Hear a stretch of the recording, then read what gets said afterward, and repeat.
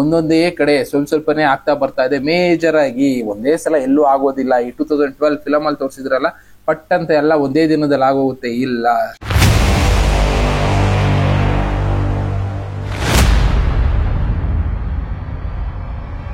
ನಮಸ್ಕಾರ ವೀಕ್ಷಕರೇ, ನಮ್ ಸುತ್ತಮುತ್ತ ಎಷ್ಟೆಷ್ಟೋ ವಿಷಯಗಳು ನಡೀತಾ ಇದಾವೆ ಅನ್ನೋದಕ್ಕೆ ಕೆಲವಷ್ಟು ವಿಡಿಯೋಗಳನ್ನ ಎಷ್ಟೋ ಜನ ಆಗ್ತಾ ಇರ್ತಾರೆ. ಅದರಲ್ಲಿ ಇರುವಂತ ವಿಷಯಗಳನ್ನ ತಿಳ್ಕೊಂಡು ನಿಮ್ಗೆ ತಿಳಿಸೋ ಕೆಲಸ ಮಾಡ್ತಾ ಇರ್ತೀನಿ. ಅದರಲ್ಲಿ ಇದು ಕೂಡ ಒಂದು. ಸೂರ್ಯನಿಂದ ಸೌರ ಸುನಾಮಿ ಅನ್ನೋದು ಒಂದು ರಿಲೀಸ್ ಆಗಿದೆ. ಈ ವ್ಯಕ್ತಿ ಅದನ್ನೇ ಎಕ್ಸ್ಪ್ಲೇನ್ ಮಾಡ್ತಾ ಇರೋದು. ನೀವು ಈ ವಿಡಿಯೋ ನೋಡಿದ್ರೆ ನಿಮ್ಗೆ ಅರ್ಥ ಆಗ್ಬಹುದು. ಈ ವಿಡಿಯೋದಲ್ಲಿ ಅವ್ರು ಎಕ್ಸ್ಪ್ಲೇನ್ ಮಾಡ್ತಾ ಹೋಗ್ತಾರೆ. ಸೂರ್ಯನಿಂದ ಒಂದು ಸೌರ ಸುನಾಮಿ ಅನ್ನೋದು ರಿಲೀಸ್ ಆಗಿದೆ. ಯಾವಾಗ? ಜಸ್ಟ್ ಏಪ್ರಿಲ್ 13ನೇ ತಾರೀಕು ರಿಲೀಸ್ ಆಗಿರುವಂತ ಈ ಸೂರ್ಯ ಸುನಾಮಿ ಭೂಮಿಗೆ ತಟ್ಟೋದಕ್ಕೆ ಒಂದು 3-4 ದಿನ ಟೈಮ್ ತಗೋಬಹುದು. ಒಂದು ಲೆಕ್ಕಾಚಾರ ಪ್ರಕಾರ 17 ಇಲ್ಲ 18ನೇ ತಾರೀಕು ಒಳಗಡೆ ಭೂಮಿಗೆ ಈ ಸೌರ ಸುನಾಮಿ ಇಂಪ್ಯಾಕ್ಟ್ ಆಗುತ್ತೆ ಅಂತ ಹೇಳ್ತಿದ್ದಾರೆ. ಯಾವ ಕಡೆಗೆ ಇಂಪ್ಯಾಕ್ಟ್ ಆಗುತ್ತೋ ಗೊತ್ತಿಲ್ಲ ಅವ್ರಿಗೂ ಕೂಡ, ಬಟ್ ಇದ್ರ ಇಂಪ್ಯಾಕ್ಟ್ ಭೂಮಿಗೆ ಹಾಗೆ ಆಗುತ್ತೆ ಇನ್ನೊಂದು 2-3 ದಿನದಲ್ಲಿ ಅಂತ ಹೇಳ್ತಾ ಇದ್ದಾರೆ. 1 ದಿನ 2 ದಿನ ವೇರಿಯೇಷನ್ ಆಗ್ಬೋದು. ಯಾಕೆಂದ್ರೆ ಸೂರ್ಯನಿಂದ ಬರ್ತಾ ಇರುವಂತಹ ಆ ಸುನಾಮಿ ಬರೋ ಸ್ಪೀಡ್ ಅಲ್ಲಿ ವೇರಿಯೇಷನ್ ಆಗೋದ್ರಿಂದ ಭೂಮಿಗೆ ತಟ್ಟೋದು ವೇರಿಯೇಷನ್ ಆಗ್ಬೋದು. ಇದು ಎಷ್ಟು ಮಟ್ಟಿಗಿದೆ ಅನ್ನೋದನ್ನ ಒಂದು ರೌಂಡ್ ಎಕ್ಸ್ಪ್ಲೇನ್ ಮಾಡ್ತಾರೆ ನೀವು ಕೂಡ. Strong whip shot. And then this third one is by far the most significant of the bunch. We see the second one come out here, and it doesn't really honestly look that big of a deal, though it is fairly close to Earth Center direct, but that third one is aimed right at us. It was a very big filament. We don't have any space weather models for that yet at this moment in time, but that is coming right our way. And based on the velocity, it looks about 4 days or so. So today is the 13th. We're looking at probably April 16th to the 18th for this to arrive and give us a bit of a shakeup. I don't know what type of geomagnetic storm will result from that, G1, G2, G3. Like, it depends on the magnetic field characteristics of that, but we'll have more information as the different space weather forecasting agencies dig into the data, provide us some models and their best estimates as it relates to geomagnetic volatility coming up. And sometimes you even have things like this basically launch right towards you, and they don't really do much because, again, the magnetic configuration. ಹೇಳಿದ್ರಲ್ಲ, ಇವರು ಹೇಳ್ತಾ ಇರೋದು ಇದು G1, G2, G3 ಅಂದ್ರೆ ಈ ತರ solar ಸ್ಟೋರ್ಮ್ ಅನ್ನೋದು ಸೂರ್ಯನಿಂದ ಬರ್ತಾನೆ ಇದೆ. ಅದರಲ್ಲಿ ಈಗ ರಿಲೀಸ್ ಆಗಿರುವಂತದ್ದು 13th ಏಪ್ರಿಲ್ ರಿಲೀಸ್ ಆಗಿರುವಂತ ಈ ಸೌರ ಸುನಾಮಿ ಏನಿದೆ, ಮೇಜರ್ ಆಗಿ ಅರ್ಥ್ಗೆ ಇಂಪ್ಯಾಕ್ಟ್ ಮಾಡಬಹುದು. ಇದರಿಂದ ಮ್ಯಾಗ್ನೆಟಿಕ್ ಫೀಲ್ಡ್ಗೂ ಸ್ವಲ್ಪ ಇಂಪ್ಯಾಕ್ಟ್ ಆಗೋ ಚಾನ್ಸಸ್ ಇರುತ್ತೆ ಅಂತಾನೆ ಈ ವಿಷಯಗಳನ್ನ ತಿಳಿಸೋ ಕೆಲಸ ಮಾಡ್ತಾ ಇದ್ದಾರೆ. ಇದು ಯಾವಾಗ ಆಗುತ್ತೆ ಅನ್ನೋದಾದ್ರೆ 17ರಿಂದ 18ನೇ ತಾರೀಕು ಆಸ್ಪಾಸ್ನಲ್ಲಿ ಆಗಬಹುದು ಅಂತ ಕೂಡ ಹೇಳ್ತಾ ಇದ್ದಾರೆ. ಇನ್ನ ಕೆಲವಷ್ಟು ಇದರಲ್ಲಿ ನಮಗ್ ಗೊತ್ತಿಲ್ಲದೆ ಇರುವಂತ ನಿಗೂಢತೆಗಳು ಇದೆ. There's so much that we do know, and that you have to dig into the technicals if you want to be accurate and all that. It confused me because it's double this point of light right in the same location of that mystery object, and if I click on that, we get the star HD 8949, and so that is the star in question that was pointed out by the commenter. They must have gone Stellarium, I'm assuming, and just basically pinpointed it exactly. That's what our mystery object is. But if we zoom into this, check this out. If we zoom into it, oh, it's a binary star. So perhaps the chronograph is actually even picking up on that dual point of light, because you see that on the chronograph. It does show up as 2 points of light. That is that object. It's not some mystery spacecraft or anything like that. I'm sorry, people, for getting that wrong. You know, sometimes we make big mistakes, sometimes we just make small mistakes and simple ones, and that was just a simple one. I don't know how that happened, but it did wrong. So thankfully, I'm not one to get so rattled by someone to then keep it up or trench into a position. But this also illustrates pretty nicely how I think that's a really big dynamic at play. It's not like I'm the only person on the planet to. ಇವ್ರು explain ಮಾಡ್ತಾ ಇರೋದು ಕೆಲವೊಂದು ಸಲ ಹೌದು ತಪ್ಪುಗಳು ಆಗೋಗ್ಬಿಡುತ್ತೆ. ನಾವು ಆ ಸೂರ್ಯನಿಂದ ಬರ್ತಾ ಇರುವಂತ ಒಂದು ಆಬ್ಜೆಕ್ಟ್ ನ UFO ಅಂತ ಅನ್ಕೊಂಡ್ವಿ.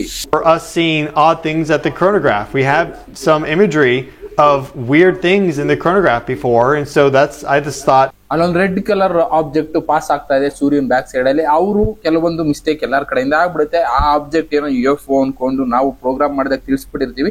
ಬಟ್ ಕೆಲವೊಬ್ರು ಸ್ಟಡಿ ಮಾಡಿ ನಮ್ಮನ್ನ ಕರೆಕ್ಷನ್ ಮಾಡೋ ಕೆಲಸ ಕೂಡ ಮಾಡ್ತಾ ಇರ್ತಾರೆ. ಆ ಕರೆಕ್ಷನ್ ಅಲ್ಲಿ ನಮ್ಮ ತಪ್ಪುಗಳು ನಮಗ್ ಗೊತ್ತಾಗುತ್ತೆ. ಯಾಕೆಂದ್ರೆ ಎಲ್ಲಾ ಸರಿಯಾದ ವಿಷಯಗಳು ಸಿಕ್ಕಿರುತ್ತೆ ಅನ್ನೋದು ಸ್ವಲ್ಪ ಕಷ್ಟನೇ.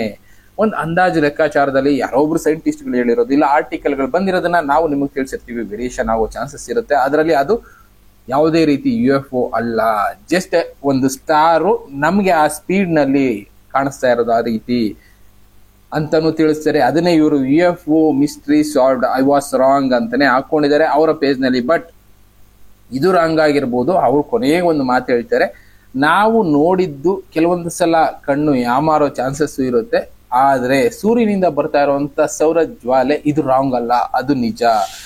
ಎಷ್ಟೋ ಜನ ಸೈಂಟಿಸ್ಟ್ಗಳು ಅಬ್ಸರ್ವ್ ಮಾಡಿ ಹೇಳಿರುವಂತದ್ದು ಹೌದು, ಸೂರ್ಯನಿಂದ ಈ ರೀತಿ ಒಂದು ಸೌರ ಜ್ವಾಲೆ ರಿಲೀಸ್ ಆಗಿದೆ, ಹೌದು ಅದು ಸತ್ಯ ಅಂತಾನೆ ಒಪ್ಕೊಳ್ತಾರೆ. ಇನ್ನ ಉಳಿದಿದ್ದು ಸ್ಟಾರ್ಗಳು ಅದು ಇದು ಮೂವ್ಮೆಂಟ್ ಆಗ್ತಾ ಇರೋದ್ರಿಂದ ನಾವು ಏನೇನೋ ಅನ್ಕೊಂಡಿರ್ತೀವಿ, ಬಟ್ ಸ್ಟಾರ್ ಮೂವ್ಮೆಂಟ್ ಕೆಲವೊಂದು ನಮ್ಗೆ ಸ್ಪೇಸ್ ಶಿಪ್ಗಳ ತರ ಕಾಣಿಸುತ್ತೆ. ಸ್ವಲ್ಪ ಸ್ಪೀಡ್ ಅಲ್ಲಿ ಮೂವ್ ಆಗೋದ್ರಿಂದ ಅವನ್ನೇ ಸ್ಪೇಸ್ ಶಿಪ್ ಅನ್ಕೊಂಡಿರ್ತೀವಿ. ಇಲ್ಲಿ ಅವ್ರು ಅದನ್ನ ಝೂಮ್ ಮಾಡಿ ಕೂಡ ತೋರಿಸ್ತಾರೆ. ಇಲ್ಲಿ ಇರುವಂತದ್ದು ಆ ಮೂವ್ಮೆಂಟ್ ಆಗಿದ್ದು ಸ್ಟಾರ್, ಅದು ಸ್ಪೇಸ್ ಶಿಪ್ ಅಲ್ಲ. ಅದನ್ನು ಮೆನ್ಷನ್ ಮಾಡಿ ಹೇಳ್ತಾರೆ, ನಂಬರ್ ಏನೋ ಕೊಟ್ಟು SD 8949 ಅಂತ. ಪ್ಲಸ್ ಅಲ್ಲಿ ಒಂದಲ್ಲ ಎರಡೆರಡು ಸ್ಟಾರ್ ಅಂತಾನು ಹೇಳ್ತಾರೆ. ಕೆಲವೊಂದು ಅಂದಾಜು ಲೆಕ್ಕಾಚಾರದ ಪ್ರಕಾರ ಇನ್ನೊಂದು ಸ್ವಲ್ಪ ದಿನಗಳಲ್ಲಿ, ಸ್ವಲ್ಪ ತಿಂಗಳುಗಳಲ್ಲಿ ಯಾವುದೋ ಒಂದು ಸ್ಟಾರು ಎಕ್ಸ್ಪ್ಲೋಡ್ ಆಗುತ್ತೆ. ಆ ಸ್ಟಾರ್ ಎಕ್ಸ್ಪ್ಲೋಷನ್ಗೆ ಇದೇ ಕಾರಣ ಇರ್ಬೋದು ಅಂತಾನು ಒಂದೊಂದು ಲೆಕ್ಕಾಚಾರ ಓಡ್ತಾ ಇದೆ. ನೋಡ್ಬೇಕು ಯಾವ್ದು ಸತ್ಯ ಯಾವ್ದು ಸುಳ್ಳು ಅಂತ ಪ್ರಶ್ನೆ ಮಾಡ್ತಾ ಹೋದ್ರೆ ಕೆಲವಷ್ಟು ಸತ್ಯಗಳು ನಮ್ ಕಣ್ ಮುಂದೆ ಇರುತ್ತೆ, ಆದ್ರೆ ಅದಕ್ಕೆ ಪೊರೆ ಅನ್ನೋದು ಕವರ್ ಆಗಿರುತ್ತೆ. ಇವರು ಅದನ್ನೇ ಹೇಳ್ತಾ ಇರೋದು, ಕೆಲವೊಂದು ಸಲ ನಮ್ ಕಡೆಯಿಂದನೂ ತಪ್ಪಾಗ್ಬಿಡುತ್ತೆ, ಅದು ಯಾವುದೇ ರೀತಿ UFO ಅಲ್ಲ, ಇಟ್ಸ್ ಎ ಸ್ಟಾರ್ ಅಂತಾನೆ ಮೆನ್ಷನ್ ಮಾಡಿ ಹೇಳ್ತಾರೆ. ಆ ತರದ್ದು ನಮ್ ಸುತ್ತಮುತ್ತ ಎಷ್ಟೋ ಇದೆ. ಕೆಲವೊಂದು ಸಲ ನಾವು ಹೇಳುವಾಗ ತಪ್ಪಾಗಿರ್ಬೋದು. ಓಕೆ ಅಂತಾನೆ ಹೇಳಿ ಮುಂದೆ ಕಂಟಿನ್ಯೂ ಮಾಡ್ತಾ ಹೋಗ್ತಾರೆ. ಅವ್ರು ತಿಳಿಸಿದ್ದು ಈಗ ನಾವು ಯೋಚನೆ ಮಾಡ್ಬೇಕಾಗಿರೋದು ಅದಕ್ಕಿಂತ ಮೇಜರ್ ಆಗಿ ಸೂರ್ಯನಿಂದ ಬರ್ತಾ ಇರುವಂತ ಈ ಸೌರ ಸುನಾಮಿ ಭೂಮಿಯ ಯಾವ ಭಾಗಕ್ಕೆ ತಟ್ಟುತ್ತೆ ಅಂತ ಇನ್ನೂ ಯಾರು ಕೂಡ ಜಡ್ಜ್ ಮಾಡೋದಕ್ಕಾಗಿಲ್ಲ.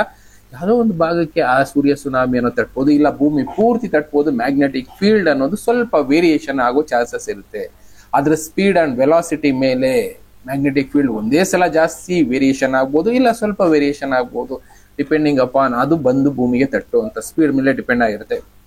ಈ ಮ್ಯಾಗ್ನೆಟಿಕ್ ಫೀಲ್ಡ್ ವೇರಿಯೇಷನ್ ಆದ್ರೆ ಏನೇನಾಗುತ್ತೆ ಅನ್ನೋದಕ್ಕೆ ಒಂದು ಎಕ್ಸಾಂಪಲ್ ನಾವು ಮೊನ್ನೆ ಕೂಡ ತೋರಿಸಿದೀವಿ. ಭೂಕಂಪಗಳು ಜಾಸ್ತಿ ಆಗ್ತಾ ಇದೆ. ಈಗ ಭೂಕಂಪಗಳು ಆಗ್ತಾ ಇರೋದು ನೋಡ್ತಾ ಇದೀವಿ. ಇವತ್ತು ಕೂಡ ಆಫ್ಘಾನಿಸ್ತಾನದಲ್ಲಿ ಮೇಜರ್ ಆಗಿ ಭೂಕಂಪ ಆಗಿದೆ. ಸುಮಾರು 5.9 ಎಷ್ಟೆಷ್ಟು ಜನ ಅದರಿಂದ ನಷ್ಟ ಅನುಭವಿಸಿದ್ದಾರೆ. ನೀವು ನೋಡಿರ್ಬೋದು ವಿಡಿಯೋಗಳಲ್ಲಿ.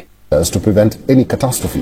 Now, 2 people reportedly died in an earthquake in California. Magnitude 6.4 earthquake shook the extreme northern coast of California, cutting off power to 70,000 people and has caused damage to roads and homes. According to reports, the quake hit overnight 40 kilometers southwest of the port city of Eureka. Now, the director of the California Emergency Service Office briefed the media after the quake, reporting of damage and possible injuries as well. ಇದು California ಅಮೆರಿಕದಲ್ಲಾಗಿರುವಂತ incident ಕೂಡ ತೋರಿಸ್ತಾ ಇದ್ದಾರೆ. ಅಮೆರಿಕಾದಲ್ಲೂ recent ಆಗಿ ಈ ರೀತಿ ಭೂಕಂಪ ಆಗಿದೆ. Around 6 point something ಅಲ್ಲಿ ಭೂಕಂಪ ಆಗಿದೆ. ಅಲ್ಲೂ ಕೂಡ ಭೂಮಿ ನಡುಗ್ತಾ ಇದೆ. ಪ್ಲಸ್ ಆಫ್ಘಾನಿಸ್ತಾನದಲ್ಲೂ ಇದೇ ರೀತಿ ರೀಸೆಂಟ್ ಆಗಿ ಆಗಿರೋ ಭೂಕಂಪದ ಬಗ್ಗೆ ನಾನು ತಿಳಿದ್ರೆ ಸುಮಾರು 5.9 ರೇಂಜ್ ಅಲ್ಲಿ ಭೂಕಂಪ ಆಗಿದೆ. ಇದರಿಂದ ಕೂಡ ಎಷ್ಟೋ ಕಡೆ ಬಿಲ್ಡಿಂಗ್ ಗಳು ಬಿದ್ದಿದೆ, ಡ್ಯಾಮೇಜ್ಗಳು ಆಗ್ತಾ ಇದೆ. ಒಟ್ಟಿನಲ್ಲಿ ಭೂಕಂಪಗಳು, ಅಗ್ನಿಪರ್ವತಗಳು ಉಕ್ಕೋದಕ್ಕೆಲ್ಲ ಕಾರಣ ಈ ಸೌರ ಸುನಾಮಿನ ಅನ್ನೋ ಒಂದು ಪ್ರಶ್ನೆ ಹುಟ್ಟುತ್ತೆ. ಹೇಳೋದಕ್ಕಾಗೋದಿಲ್ಲ ಯಾವ್ದಾದ್ರಿಂದ ಏನೇನು ಬದಲಾವಣೆ ಆಗ್ತಾ ಇದೆ. ಒಟ್ಟಿನಲ್ಲಿ ಭೂಮಿನಲ್ಲಿ ಬದಲಾವಣೆ ಆಗ್ತಾ ಇರೋದಕ್ಕೆ ಒಂದು ಕಡೆ ಪ್ರಕೃತಿನಲ್ಲಿ ನಾವು ಮಾಡದಂತ ಸಂಪನ್ಮೂಲಗಳ ಅಧಿಕ ಬಳಕೆ ಆಗಿದ್ರೆ, ಇನ್ನೊಂದು ಕಡೆ ಸೂರ್ಯನಿಂದ ಬರ್ತಾ ಇರುವಂತ ಸೌರ ಸುನಾಮಿ, ಭೂಮಿ ಒಳಗಡೆ ಆಗ್ತಾ ಇರುವಂತ ಲಾವಾ ವೇರಿಯೇಷನ್, ಒಟ್ಟಿನಲ್ಲಿ ಇದೆಲ್ಲ ಇನ್ಕ್ಲೂಡ್ ಆಗಿ ಭೂಕಂಪ ಜೊತೆಗೆ ಅಗ್ನಿ ಪರ್ವತಗಳು ಉಕ್ಕೋದು ಪ್ಲಸ್ ಸುನಾಮಿಗಳು ಹೇಳೋದು ಇದೆಲ್ಲಾ ಸಾಕ್ಷಿ ಆಗ್ತಾ ಇದಾವೆ ಕಣ್ಮುಂದೆ. ಇದನ್ನೆಲ್ಲ ನೋಡ್ತಾ ಇದ್ರೆ ಪ್ರಪಂಚದ ಅಂತ್ಯನ ಇಲ್ಲ, ಈಗ ಶುರು ಆಗಿದೆ. ಒಂದೇ ಸಲ ಅಂತ್ಯ ಅಂತ ಆಗೋದಿಲ್ಲ. ಸುಮಾರು ಒಂದು 6-7 ವರ್ಷ ಟೈಮ್ ತಗೊಳುತ್ತೆ ಅಂತಾನೆ ಎಲ್ಲರೂ ಹೇಳೋದು. ಅಂತ್ಯ ಅಂದ್ರೆ ಎಲ್ಲರೂ ಅರ್ಥ ಮಾಡ್ಕೊಂಡ್ಬಿಟ್ಟಿರ್ತೀರ. ಒಬ್ಬೊಬ್ರು ಅಯ್ಯೋ ಏನು ಆಗ್ಲೇ ಇಲ್ಲ, ಈ ಡೇಟ್ ಹೇಳಿದ್ರೆ ಆ ಡೇಟ್ ಹೇಳಿದ್ರೆ ಅಂತ ಯೋಚನೆ ಮಾಡ್ಬಿಡಿ. ಒಂದೊಂದೇ ಸ್ಟೆಪ್ ಆಗ್ತಾ ಹೋಗುತ್ತೆ. ಅಮೆರಿಕಾದಲ್ಲಿ ಈಗ ಸ್ಟೆಪ್ ಬೈ ಸ್ಟೆಪ್ ಯಾವ ತರ ಪ್ರಕೃತಿ ಅಲ್ಲಿರುವಂತ ಜನರನ್ನ ತಿಂತಾ ಇದೆ. ಸುಮಾರು 70,000 ಜನ ಈಗಲೂ ಅಮೆರಿಕಾದಲ್ಲಿ ಕ್ಯಾಲಿಫೋರ್ನಿಯಾದಲ್ಲಿ ಇರುವಂತ ಜಾಗ ಬಿಟ್ಟು ಭೂಮಿ ಬಿಟ್ಟು ಹೋಗುವಂತ ಪರಿಸ್ಥಿತಿ ಬಂದಿದೆ. ಇದನ್ನೇ ಹೇಳ್ತಾ ಇರೋದು.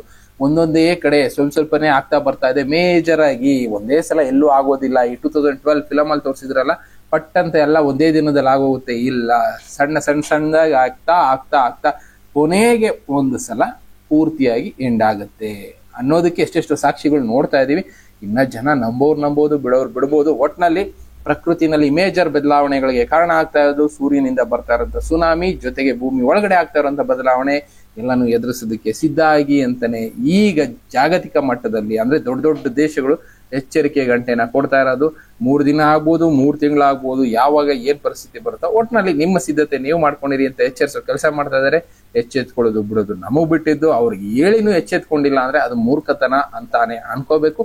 ಇನ್ನ ಬೇರೆ ಬೇರೆ ವಿಷಯಗಳ ಜೊತೆ ನಾನು ಮತ್ತೆ ಸಿಗ್ತೀನಿ, ನಿಮ್ಗೆ ವಿಷಯಗಳನ್ನ ತಿಳಿಸ್ತಾ ಇರ್ತೀನಿ. Thank you, good by.